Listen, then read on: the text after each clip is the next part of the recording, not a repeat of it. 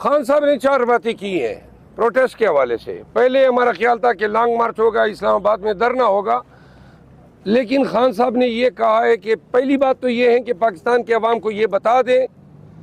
کہ یہ مینڈیٹ پہ صرف ڈاکہ نہیں پڑا ہے بلکہ پورے ملک کی پاکستانیوں کی آزادی کو سلب کیا گیا ہے۔ دوسری بات یہ ہے کہ اگر اس طریقے سے پاکستان میں ووٹ چوری کیا جا سکتا ہے تو آنے والے الیکشنز پہ سوالیہ نشان رہے گا، لوگ عوام کے پاس نہیں جائیں گے۔ فارم 45 اور فارم 47 کے چکر میں اس دفعہ 7ویں نمبر پہ آئی ہوئے لوگوں کو جتوایا گیا ہے۔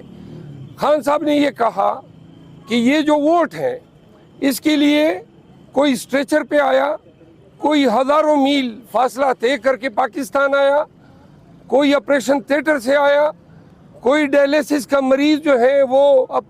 الیکشن بوتھ میں آیا ہے، تو لہٰذا یہ چوری جو کی گئی ہے یہ اس لیے کی گئی ہے تاکہ ایک کرمنل منی لانڈرنگ سنڈیکیٹ، یہ ایگزیکٹلی یہ الفاظ تھے، اس کو پاکستان پہ امپوز کرنے کے لیے جو پہلے بھی، اور انہوں نے خان صاحب نے کہا کہ اوورسیز پاکستانیز کی ریمیٹنسز واحد ذریعہ ہے پاکستان کی فائنینشل سٹیبلٹی کا، اور اوورسیز پاکستانیز قطعاً ڈالر نہیں بھیجیں گے جب وہ یہ دیکھیں گے کہ جو حکمران ہیں وہ ڈالر چوری کر کے باہر بیچتے ہیں۔ تیسری بات خان صاحب نے یہ کہی کہ اگر پولیٹیکل سٹیبلٹی نہیں ہے تو آپ کی فائنینشل سٹیبلٹی بھی نہیں ہے۔ 28 بلین ڈالر 3 ماہ کے اندر پاکستان نے لون کی مد میں لوٹانے ہیں، 1 بلین ڈالر تک ہمارے پاس ریزرو نہیں ہے، کوئی روڈ میپ نہیں ہے۔ انہوں نے پھر وہی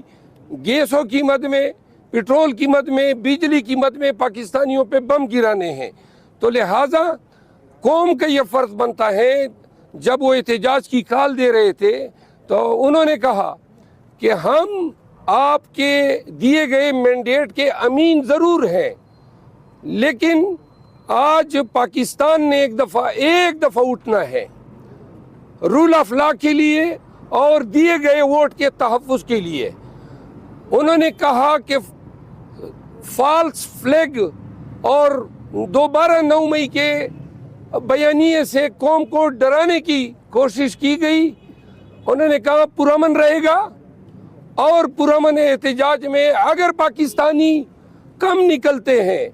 تو پھر پاکستان میں جمہوریت کی جو تقدیر ہے وہ سیل ہوتی ہے۔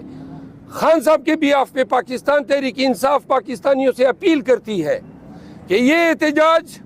دنیا بھر میں پاکستانیوں کا پیغام ہوگا، کیونکہ 80 لگ بھگ سیٹیں چوری کی ہیں، اور ایک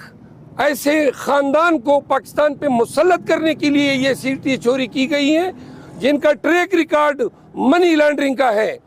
اس دفعہ پاکستان میں جمہوریت، آئین اور قانون کی حکمرانی کا سروائیول جو ہے اس احتجاج پہ ہے۔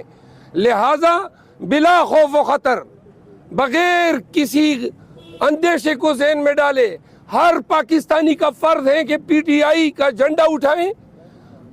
ہر پاکستانی اپنے شہر، اپنے دے، اپنے ٹاؤن میں نکلے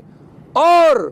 تمام کو بتائیں کہ پاکستان کے حکمران پاکستان کے عوام ہے۔ یہ لوگ جو مینڈیٹ چوری کر رہے ہیں اور چوری کے ذریعے چوروں کو بٹھانے کی کوشش کر رہے ہیں، یہ سب اگر آج کامیاب ہوتے ہیں اور پاکستانی کسی بھی ڈر کی وجہ سے یا خوف کی وجہ سے احتجاج ایسے مستحکم انداز میں ریکارڈ نہیں کراتے ہیں، تو پھر پاکستان میں جمہوریت کے لیے بھی اندھیرا ہے،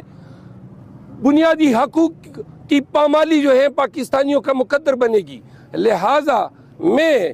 آن بیہاف آف چیئرمین اور پی ٹی آئی پاکستانیوں سے دستبستہ التماس کرتا ہوں کہ سیچرڈے کو